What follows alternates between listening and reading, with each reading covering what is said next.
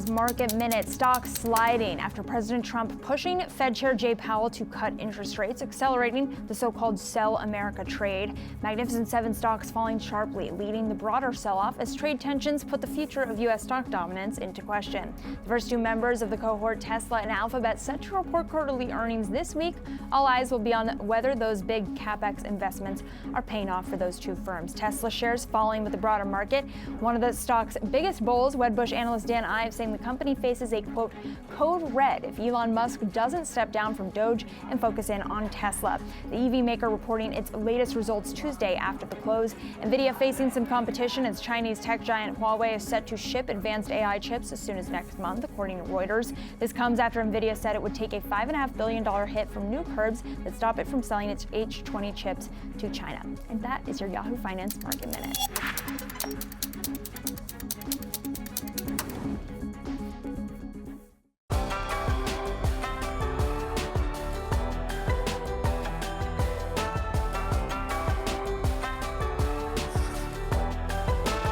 Welcome to Wealth, everyone. I'm Brad Smith, and this is Yahoo Finance's guide to building your financial footprint. Our community of experts will give you the resources, tools, tips, and tricks that you need to grow your money. And on today's show, Portfolio Checkup, we discuss how investors can implement a de-risking strategy amid market volatility and policy uncertainty. And new to the bond market, we'll discuss how to get started and make the right decisions in the current environment. Plus, all week on Wealth, we're bringing you a guide to financial products, everything that you need to know about opening different accounts, CDs, and debit and credit cards. Today, we focus on helping you open your child's first checking and savings accounts to get them on the right financial foot. You don't want to miss that. All that and much more coming up during the hour, but let's begin things as we always do.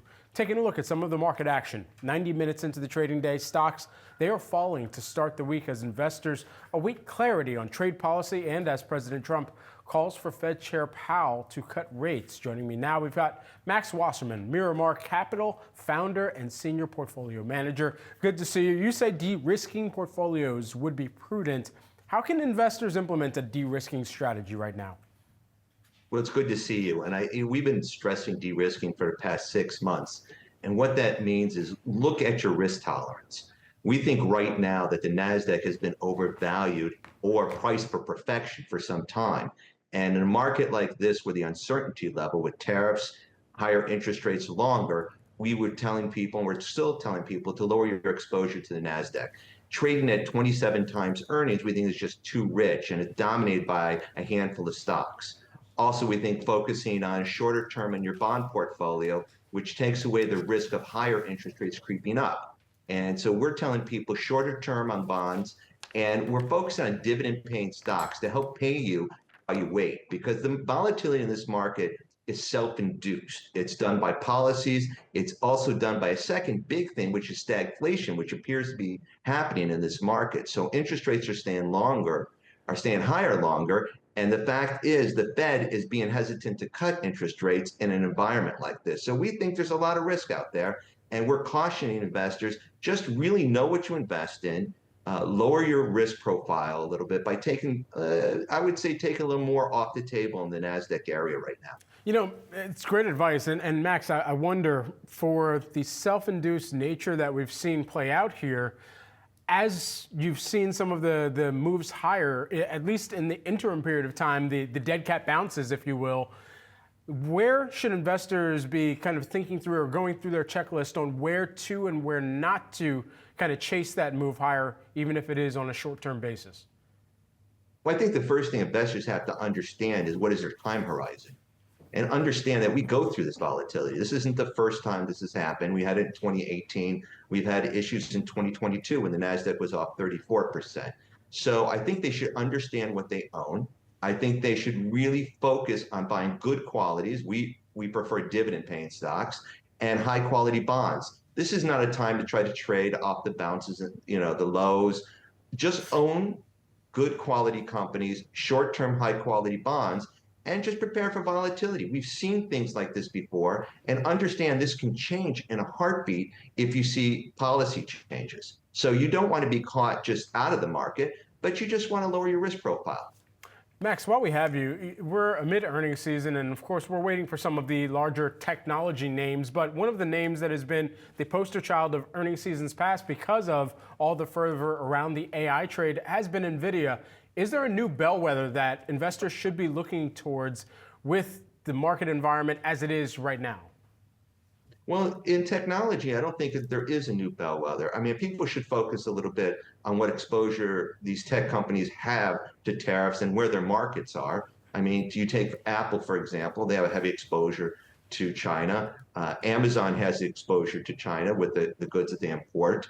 NVIDIA and a lot of these stocks have already come down substantially. It doesn't mean they can't come down another 10, 15%, but we think they're reflecting a great deal of stress out there in the marketplace. But as for a new leader in technology, I don't think there are going to be new ones. We still we're invested in the Microsofts, we're invested, in the Googles, we're invested in the Broadcoms. It's just we understand that there's going to be some rough times ahead. But for new leadership in technology, I think it's the old ones still there, just at a cheaper price. And so with that in mind, who are your top picks right now as you're assessing the best opportunities to play in the market? Well, for us, again, we're going to try to lower our risk. I mean, we do like the tech, we do like pharmaceuticals. AbbVie is a big holding of ours. We like it here. It's paying almost 4%.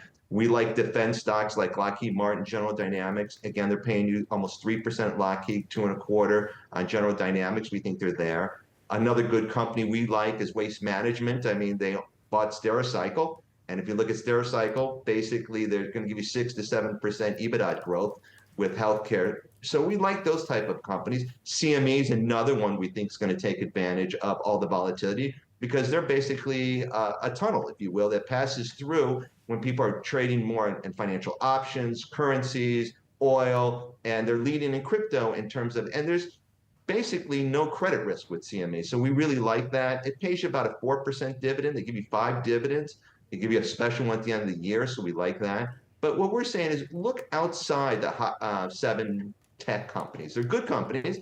I would look for them to go a little bit lower just due to uncertainty. But we think pharmaceuticals look good.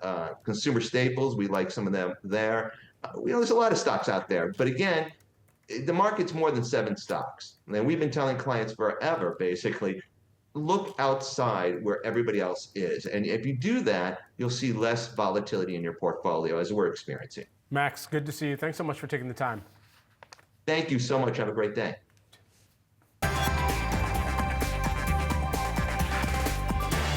Now time for some of today's trending tickers. We're watching Salesforce, Disney, and Spotify. Joining me now, we've got Yahoo Finance senior reporter Alexandra Canal. Ali, first up here, we got to talk about Salesforce. Salesforce getting 2 analyst calls today. The stock upgraded to neutral from sell at Guggenheim. The firm no longer says that the company is a sell, but they're not super bullish either. Guggenheim is removing its price target as the stock fell to its prior price target, and the analysts say they have ongoing concerns about Dreamforce adoption. But the company has made management changes, and although full-year revenue guidance is below expectations, currency fluctuations are helping just a little bit. We're also watching D.A. Davidson downgrade the stock to underperform from neutral. The firm there saying that they believe Salesforce is, quote, neglecting its core business in an effort to pursue a premature AI opportunity. Fighting words there. Shares right now down by about 5%.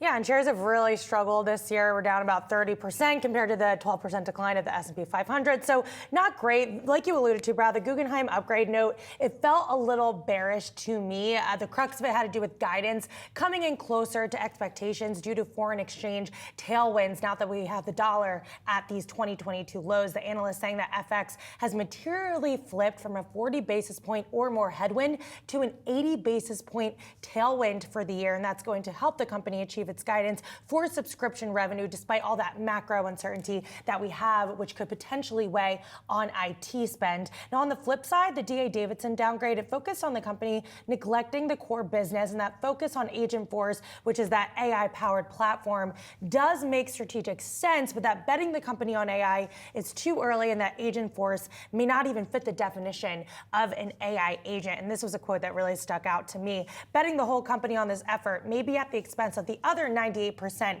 of the company's business. So what's interesting is Guggenheim called out Agentforce in its note as well, despite the upgrade, saying that traction remains questionable, perhaps more so today, and it continues to see a tough path ahead when it comes to this adoption. So we'll have to see what the earnings bring about next month. Yeah, with today's move factored in as well, CRM, ticker symbol CRM, and Salesforce becomes the biggest year-to-date laggard among mega cap tech stocks out there. Tech has just been brutalized this year. Absolutely. We're continuing to watch that. Plus, we're also watching this note from Wolf Research that has a pair of upgrades this morning, starting with Disney, raised to outperform from peer perform, the firm setting a $112 price target. That's about 24% upside from the stock's last close. The analyst says that Disney's business remains, quote, objectively good and competes in growing markets. Meanwhile, the analyst says it's trading at a discount here. Shares right now seeing even more of a discount, down 1.5%. Yeah, the analyst saying Disney isn't getting the benefit of today's macro doubt, which was interesting to me because it called out advertising and the parks and experience business. And we know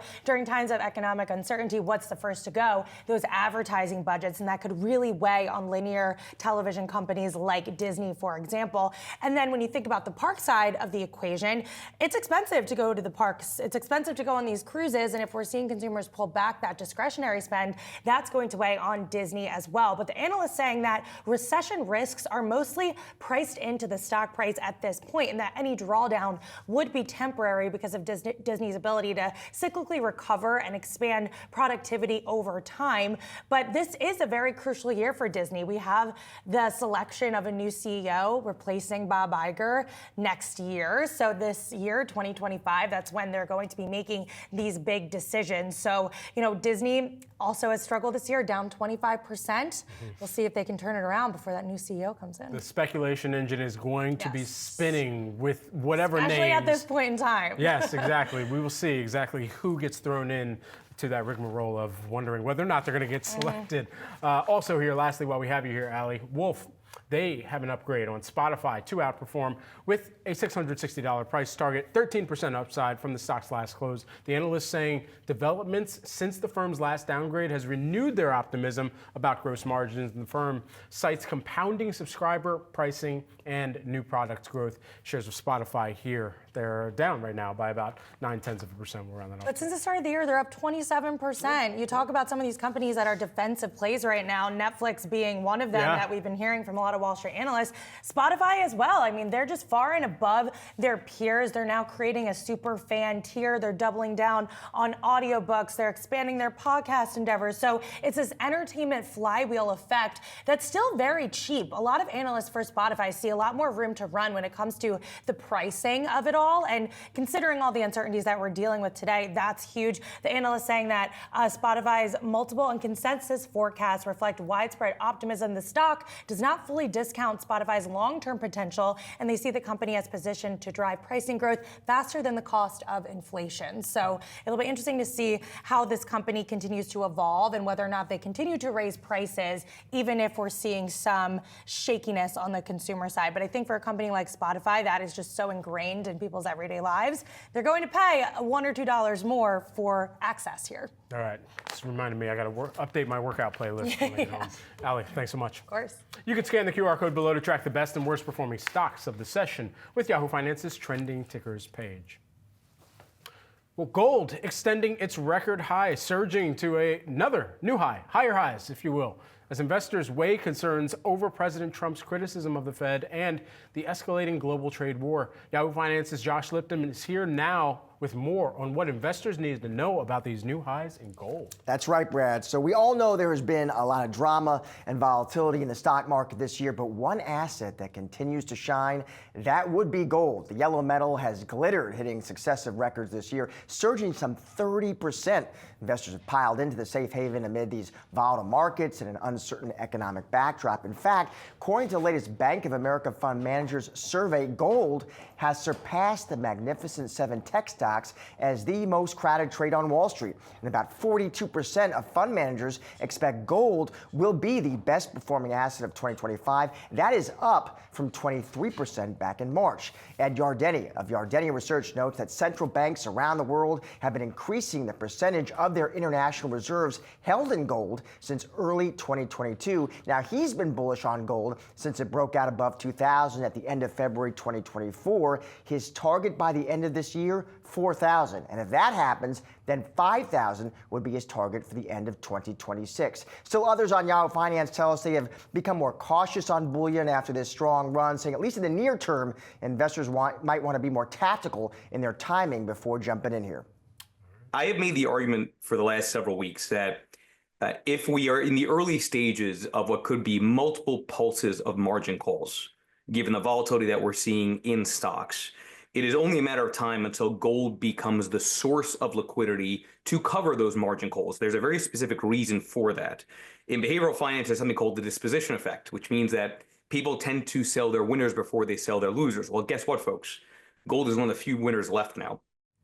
For a technical take on gold, I also reached out to Mark Newton over at Fundstrat. Now, he argues gold does remain attractive technically despite being overbought. He expects a short-term rise to continue up to near 34.50 to 35.85 before this begins to consolidate, likely from May into July. One wants to see gold make a new monthly low at a minimum, he says, before deciding to avoid it, or at least a move to multi-week lows. Under 29.56, he says, would turn on warning lights about the potential for deterioration. He expects gold to continue higher into the seasonally positive time in the fall, with August to October likely be bullish before a peak and turn back lower. Bottom line, Newton says it's still quite likely that gold can make further gains in 2025, Brad. All right, we're going to continue to track that. We know you will too. Josh, thanks so much. Before the break, let's do a quick check of the markets as we're taking a look at the major averages. The Dow down 900 points here as we're taking a look at the percentage declines as well here. The Dow lower by about 2.4%. The S&P 500, that's down 2.4% as well. And then the NASDAQ composite, tech-heavy average, you're seeing that move lower by about 2.75%. We'll dive a little bit further into today's tape as well in just a little bit here. Take a look at your screen at the treasuries on the day here. We are a little mixed, but the 10-year and the 30-year are moving higher right now. We've got a jump by about 1.2% here in the 30-year yield during today's activity. Stay tuned. We've got more on wealth after the break.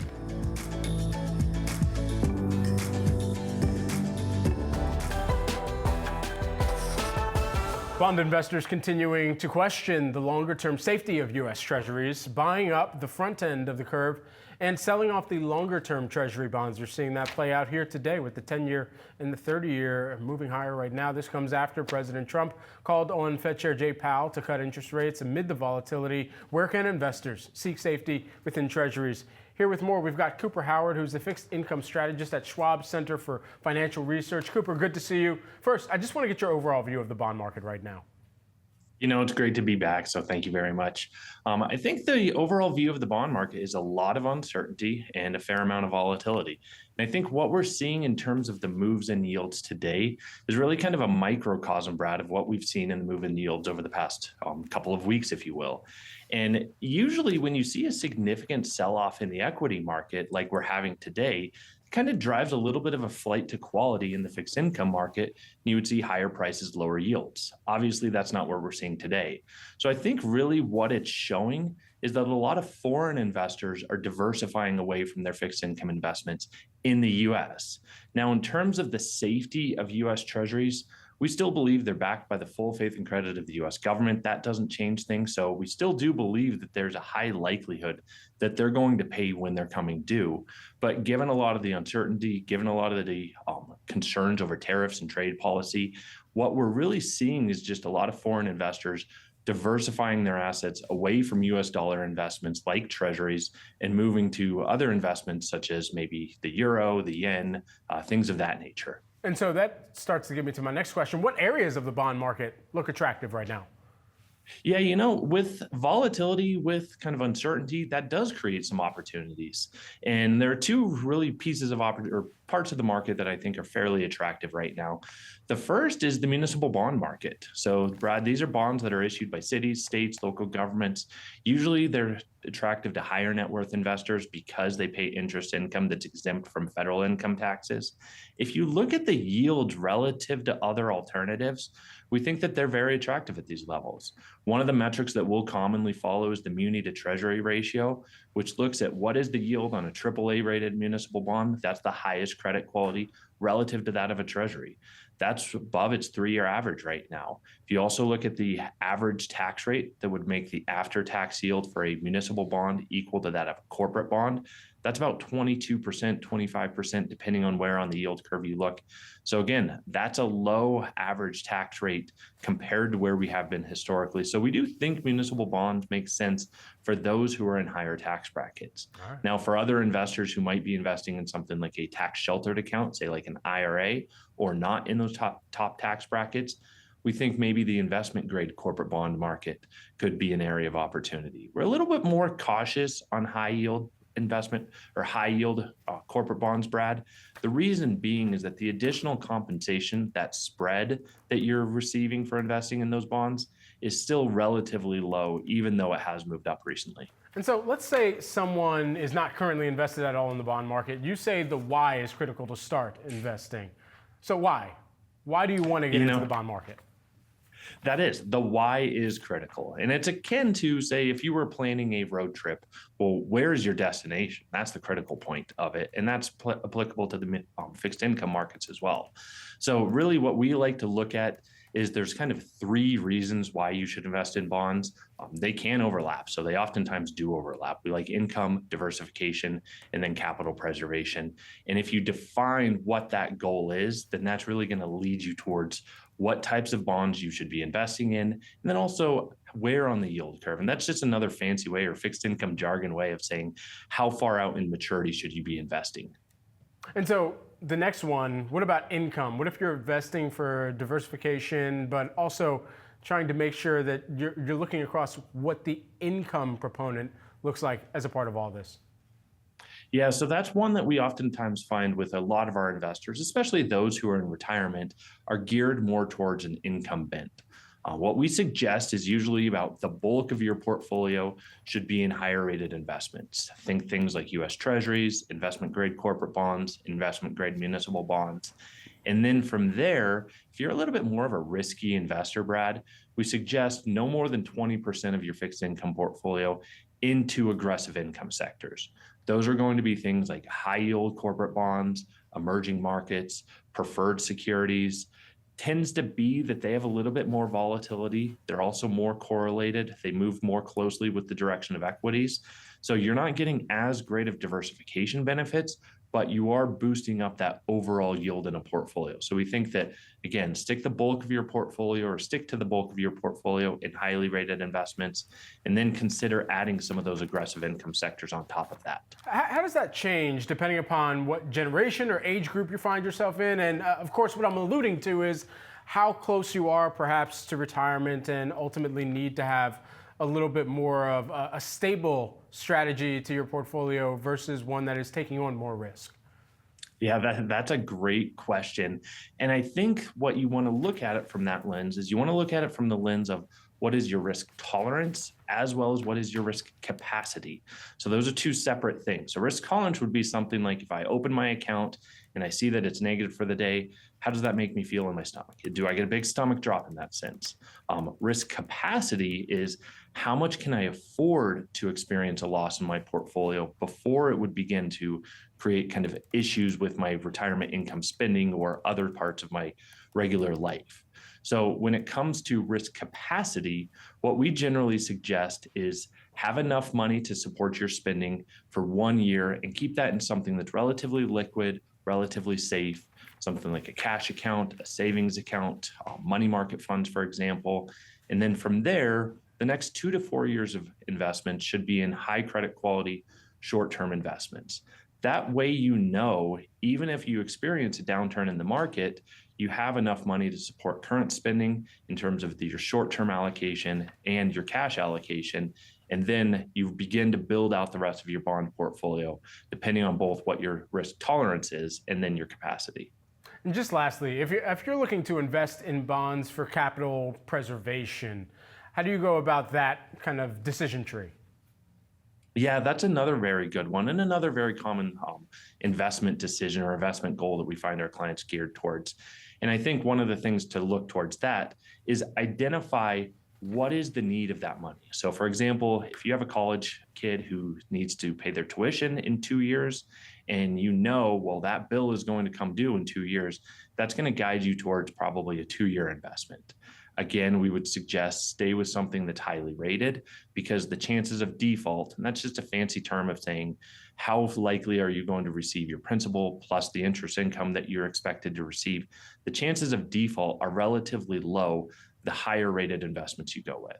So if that's something of where you're more geared towards capital preservation, consider something like a US Treasury bond, a CD, or again, very highly rated corporate or municipal bonds, depending on your risk tolerance. Cooper, thanks so much for taking the time to break this down with us. Really appreciate it, Brad.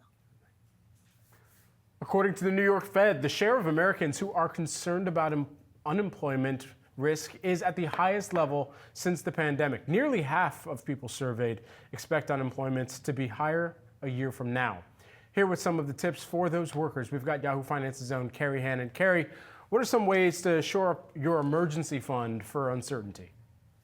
Yeah, that's right, Brad. I mean, this is a perfect time if you're worried about your job, but you still have an income steady coming in at the moment. This is your time to get financially fit, and you really need to turbocharge that emergency fund.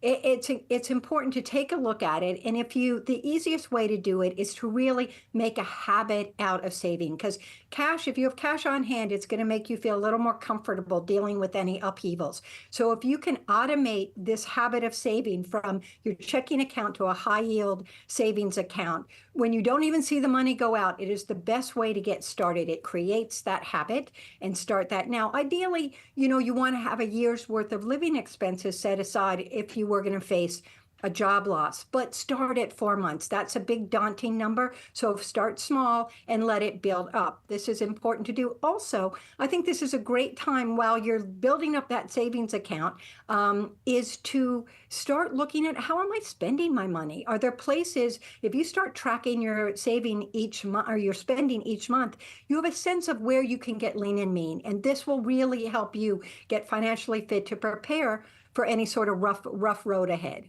Are there any ways that your employer can help you save? Yeah, interestingly enough, Brad, what's happening is many retirement plans will allow you to withdraw money from your 401k plan or employer-provided plan up to, say, $1,000, I think it is. And if you agree to pay it back and do pay it back within a certain period of time, you don't pay tax on that or the penalty. So that can be a good Band-Aid for many people. The second thing is employers are also starting to implement a way that you can automatically save in an emergency fund like you do your retirement account from your paycheck. So they'll automatically put it into an emergency savings account for you. Up to maybe $2,500 is what the number I've heard is. Now, many plans haven't started doing this, but we do expect there's lots of little niggles they have to work out, but we should see more of this rolling out this year. Now, shifting gears while we have you, now the tax season is over, you may want to consider making a Roth conversion. Why is that something that taxpayers should consider, Carrie? Yeah, Brad, this is really getting a lot of buzz right now. Should I or shouldn't I convert? Just to quickly remind people what this means is you're taking your money from a tax-deferred traditional IRA account or employer retirement plan, and you're moving it over to a Roth IRA, which the money is not, you pay the tax when the money goes into that fund, but you don't pay tax on the gains and when you take it out in retirement. So it can have some great advantages. But the point is you do have to pay the tax when you take it out of your tax-deferred account. These are the reasons why it's getting attention right now, Brad. Is first, tax rates are at historically low low levels right now, and there is a potential for tax rates to increase in 2026. So many people are thinking, well, maybe I should get money out now while my tax rates are still low. The second thing is when the market drops, people also think, well, this could be a good time to pull that money out, put it in my Roth, and then when the market bounces back down the road, I get a big pop, and I'm not paying tax on that money coming out, on those gains coming out. So it sounds super appealing, but I will say, this with great caveats. You need to talk to a financial advisor and a tax professional about how this works for you, because you do pay tax in the year you take that money out of your traditional tax deferred plan. And so it's important to, many people I talk to say, if you're interested, you might do it in increments, do a little bit, a little bit, a little bit, and just see how it flows out. But again, don't try to time the market. That's not really what you should be doing here. Carrie, thanks so much for taking the time breaking this down for us. Thanks, Brad. Before the break, let's do a quick check of the markets here. We are 2 hours into today's trading session. Losses have accelerated since the beginning of today's trading activity. Taking a look at the Dow, we're down 2.6%, about the same on a percentage basis for the S&P 500. That's lower by about 2.7%. The NASDAQ, you're seeing that pull back by 3% here on the day. I'm also taking a look at my screen on some of the sector activity that's driving this. It's kind of mirroring what we're seeing in the major averages. Technology, one of the biggest decliners on a sector basis. All 11 S&P 500 sectors are in negative territory. It's led right now by consumer discretionary, but the technology sector, XLK, is also down by about 3.5%. Let's take a brief look at some of the treasuries here as we're seeing some mixed activity, and it kind of mirrors our conversation a moment ago where there are longer duration bids that are being caught right now for the 10 and the 30-year yield. Those higher on the day, while the 5-year is down by about 0.4% during today's activity that we're continuing to monitor. Stay tuned. We've got much more on wealth after the break.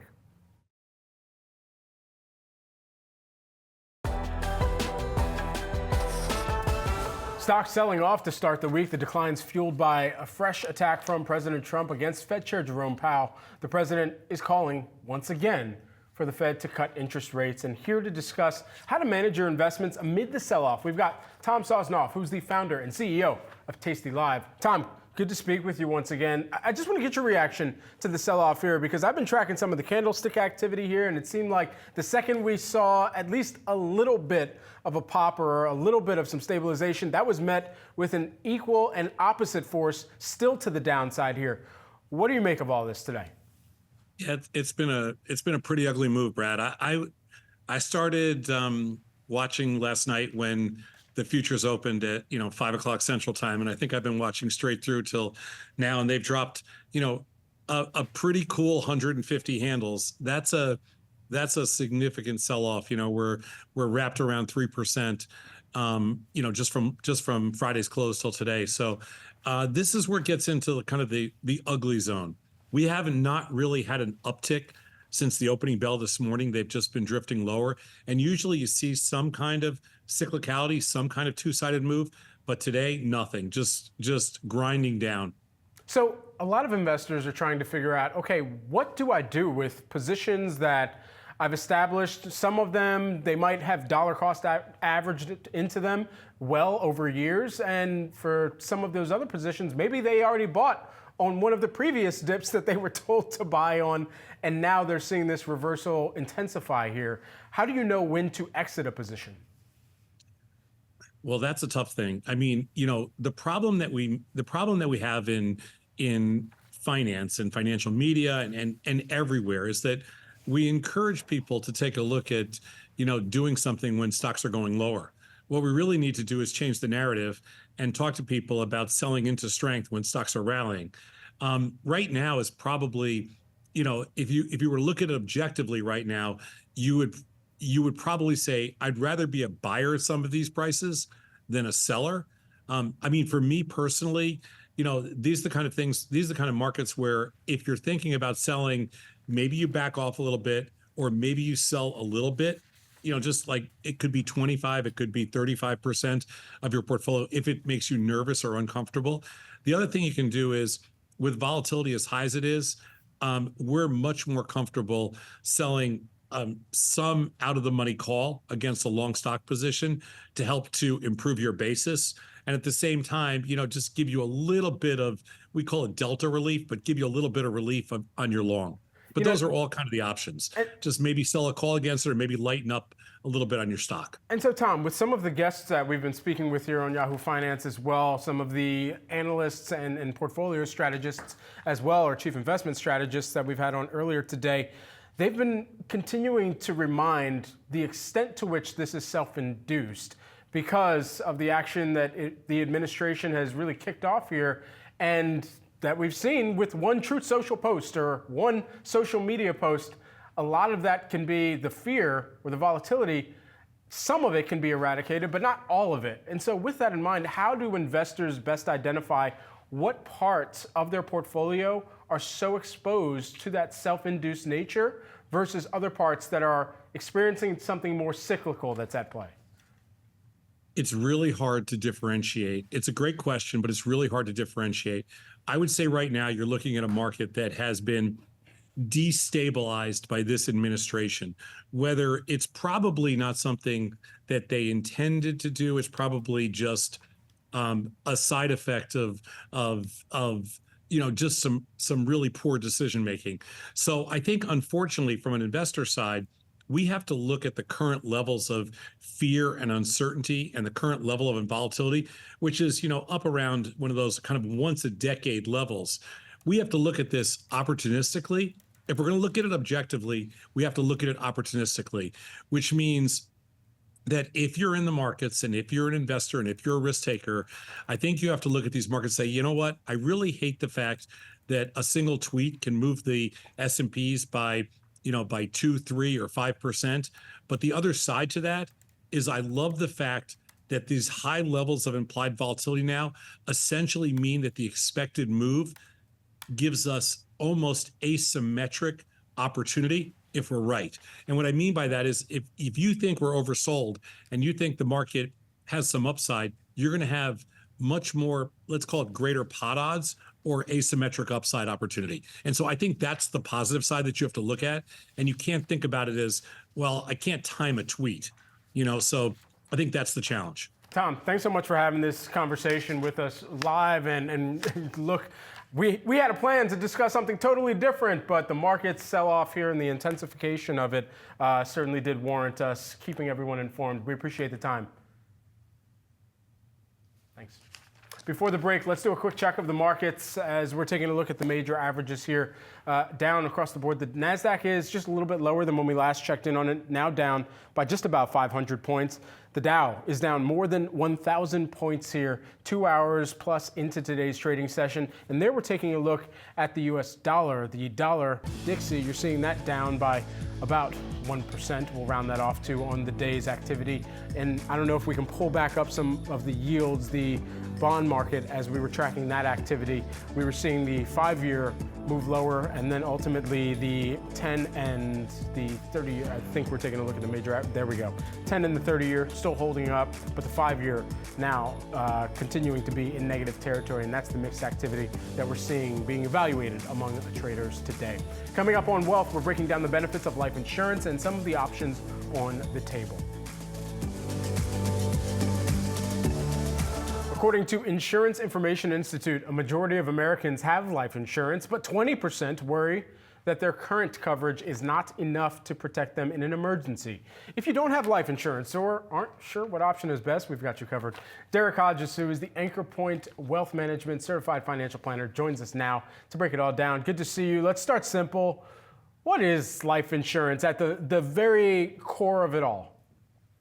Yeah, Brad, good question. So if I step out of life and I still have a lot of financial things that are incomplete, life insurance can provide a lump sum of money to try to fill that gap. We can't replace the people, but the dollars that are associated sometimes with those people can be replaced with the use of life insurance.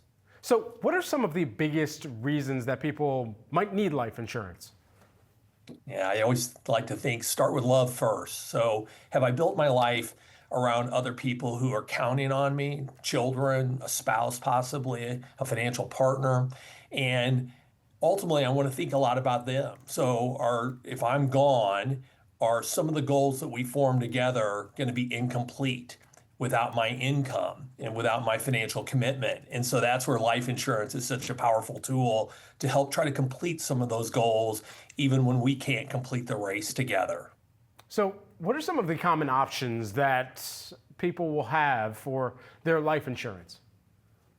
I think term insurance is something that most people have some exposure to, either through their employer or through individual term insurance. That's probably the most common thing you're going to see, and it tends to be the least expensive type of insurance to buy. And then there's what I call cash value or permanent insurance. So that can be whole life insurance or universal life, or oftentimes names you'll hear associated with that. That builds some type of cash component inside of it. And that's going to be much more expensive than term insurance. So what is the checklist that everyone should be working through as they're trying to choose the right coverage? I think a common mistake I see is oftentimes we get locked into the type of insurance first, and then oftentimes we'll make a decision on, I'm going to buy a certain type of insurance. And I think that's a little bit backwards. I would start first with my goals, align it with my financial plan, figure out what dollar amount do I need to replace so that those financial commitments can still be fulfilled. So maybe I need to first just start with a simple list of survival expenses or final expenses. So funeral expenses now are fairly expensive, $6,000 to $8,000 on average. Then what about debts that I have? So if I'm going to leave behind a mortgage, a car loan, credit cards, I probably want to knock those out as well if I'm gone. And then I think the big one is income replacement. So possibly if I have young children or a spouse I'm leaving behind, I want to think about leaving behind a certain amount of my income for a number of years. And what we really are doing is backing into a lump sum of money that we need to protect. And that's where life insurance is a simple solution. And then I probably get quotes, but a mistake I see oftentimes is, hey, I hear this whole life insurance or permanent insurance is a good thing. I'll buy that, but I can't afford to buy enough coverage. So they end up buying only part of the coverage that they really need. I think that's a little bit backwards. That's a judgment call, but ultimately I think the death benefit is what we want to first focus on, and then those ancillary benefits we can kind of parse through and figure out what type of coverage is best for us. Derek, good to see you. Thanks so much for taking the time once again. Thanks, Brad. Before the break, everyone, we're checking in on the Magnificent Seven stocks. They are all falling amid the broader market sell-off that we're seeing here right now. Take a look at NVIDIA, down more than 5% here on the day. Tesla, that reports earnings this week. Of course, we're going to hear from Elon Musk after the earnings drop, but you're seeing those shares down. And then additionally, Meta, Amazon, Apple, all in the red as well. Coming up, we have your bank products playbook. Today, we're giving you the basics for opening your child's first bank accounts. It's next on Wealth.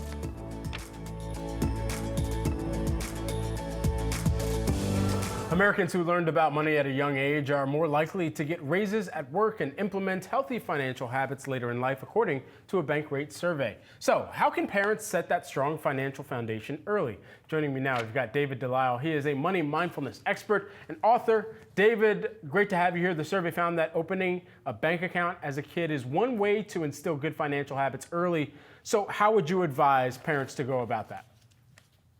Yeah, it's definitely a great way to involve your kids. And I mean, the most important thing, if you are setting up a bank account with them, involve the child in the process. Get them involved, talk to them, make sure they're comfortable, because the whole point of all of this is to make it something that's enjoyable for them. So highly recommend that, and start that process with really just making sure that they're comfortable. So let's go through some of the decisions that they may have to make. A physical bank versus an online bank. What are some of the benefits there? So, I mean, for me, I love the convenience of a digital bank. Most of us do. But what's crazy is our kids these days, a lot of them will actually never see or use physical cash. And there's such an emotional component to using physical cash that as much as you can when they're younger, just to get them comfortable with the idea of money, budgeting, and actually noticing that money being spent or going away, as much as possible, I'd try to use physical cash. So because of that, a physical bank is a great way for them to go in, have their money, see it go to a teller, or take money out. It just makes it a little bit more tangible and real for the kids. So how should parents and households have the conversations about what fees you might incur working with a bank? So that's what's so interesting too. So now banks, it's all fees. I mean, I remember when I was younger, you put your money in the bank, they pay an interest rate, and it was to earn money. Whereas now the convenience, it's a lot of fees. So same with anything, like all these subscriptions and different things, having that conversation with kids about money so they can start to realize what the costs are. And notice different banks are going to have different monthly fees, or if you have to withdraw or use your cards, just starting to talk about it with them. Like the more they understand what the costs are and how they vary bank to bank, the better informed they can be and just understand that's the cost for that bank. And so you mentioned bringing kids in and the children in early on in the process. What are some of the top ways that you've seen families have that conversation? I mean, the first is just starting to talk to them about the savings. So young kids, they're used to the piggy bank, they're used to maybe jars and money around the house. But if you start talking about like where you as the parent save your money, you're like, I don't keep all our money here. We store it at a bank. So you start talking about it. Take them to your bank or ask if they notice banks as you're driving around. Like it really is easier than we think it is. It doesn't have to require a big sit down with the kids. It can be as easy as just conversation. As you go into the bank, I got to do some banking today. Come in with me. This is what's going on. This is why I do this. It really is just having the conversation. You know, I was at a dinner with the CEO a few weeks back, and we went around the table of everybody that was there, and he asked, what was the key financial lesson that your parents taught you? What is your one key money lesson that all parents should be teaching their children? So my favorite lesson is just this pause before you buy anything. Pause before you spend something and just ask, is this your awesome stuff? I mean, that's what I've built my whole brand around, is that pause and asking that, because we see it even with adults. We buy so quickly on impulse without thinking. That pause really gets you closer to the things that bring you more joy. And noticing, you know, maybe it's not the ice cream that I really wanted or the bike that I really wanted. I wanted to go to the movies with my friends or go swimming with my friends or just go for a bike ride. And the more you understand what's really important to you and valuable to you, the more it breaks that whole pressure that we get with money. And that's really, I mean, a huge lesson. David, thanks so much for taking the time here with us today. So thank you so much. It's great being back. Certainly. Let's do a final check of the markets here as we are down across the board for the major averages. That's going to do it for us this hour on Wealth. I'm Brad Smith. Thank you for watching. You can stay tuned for Market Domination coming up 3 p.m. Eastern Time. They'll count you down to and through the market close on this sell-off day.